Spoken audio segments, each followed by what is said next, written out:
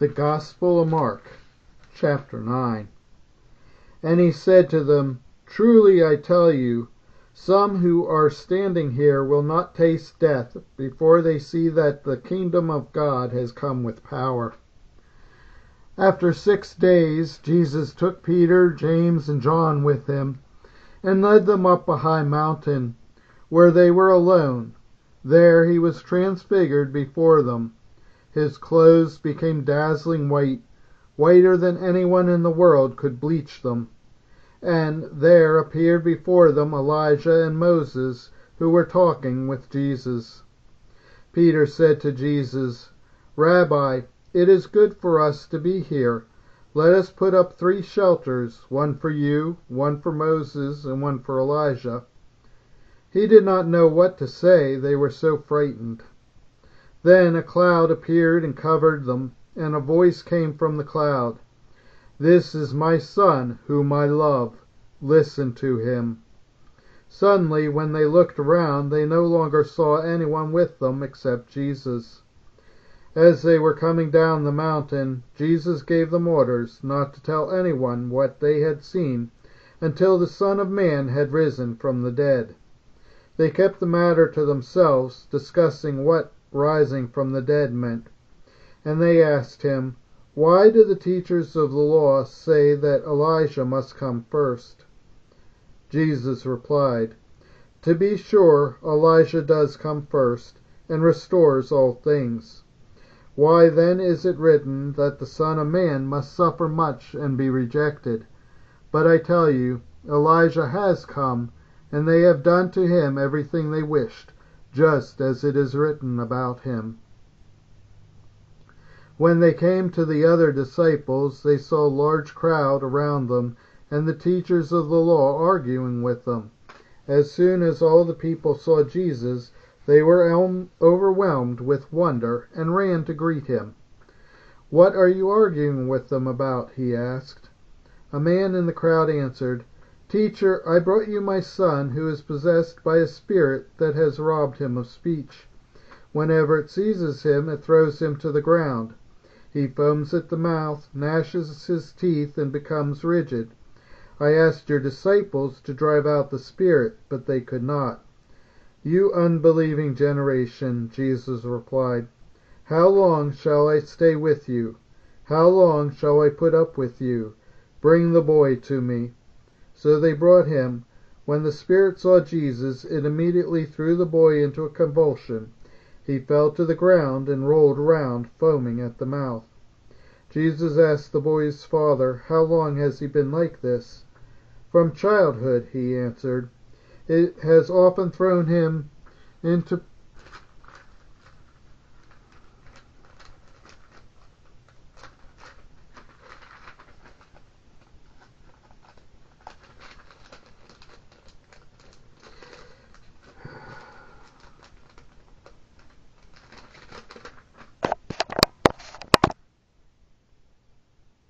From childhood, he answered. It has often thrown him into fire or water to kill him. But if you can do anything, take pity on us and help us.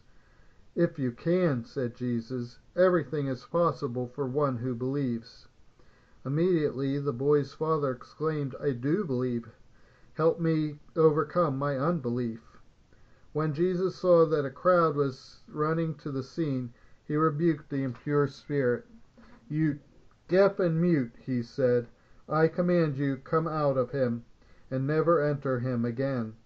The spirit shrieked, convulsed him violently, and came out. The boy looked so much like a corpse that many said, He is dead.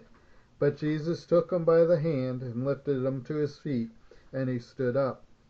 After Jesus had gone indoors, his disciples asked him privately, Why couldn't we drive it out? He replied, This kind can come out only by prayer. They left that place and passed through Galilee. Jesus did not want anyone to know where they were, because he was teaching his disciples. He said to them, The Son of Man is going to be delivered into the hands of men. They will kill him, and after 3 days he will rise. But they did not understand what he meant. and were afraid to ask him about it. They came to Capernaum. When he was in the house, he asked them, "What were you arguing about on the road?" But they kept quiet, because on the way they had argued about who was the greatest. Sitting down, Jesus called the 12 and said, "Anyone who wants to be first must be the very last and the servant of all." He took a little child whom he placed among them. Taking the child in his arms, he said to them, Whoever welcomes one of these little children in my name welcomes me, and whoever welcomes me does not welcome me, but the one who sent me." "Teacher," said John, "we saw someone driving out demons in your name, and we told him to stop, because he was not one of us."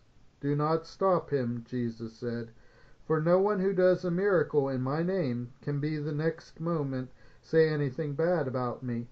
For whoever is not against us is for us. Truly I tell you, anyone who gives you a cup of water in my name, because you belong to the Messiah, will certainly not lose their reward. If anyone causes one of these little ones, those who believe in me, to stumble, it would be better for them if a large millstone were hung around the neck and they were thrown into the sea. If your hand causes you to stumble, cut it off. It is better for you to enter life maimed than with 2 hands to go into hell, where the fire never goes out. And if your foot causes you to stumble, cut it off. It is better for you to enter life crippled than to have 2 feet and be thrown into hell. And if your eye causes you to stumble, pluck it out.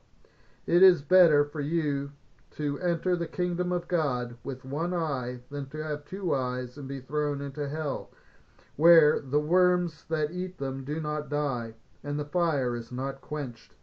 Everyone will be salted with fire. Salt is good, but if it loses its saltiness, how can you make it salty again? Have salt among yourselves, and be at peace with each other."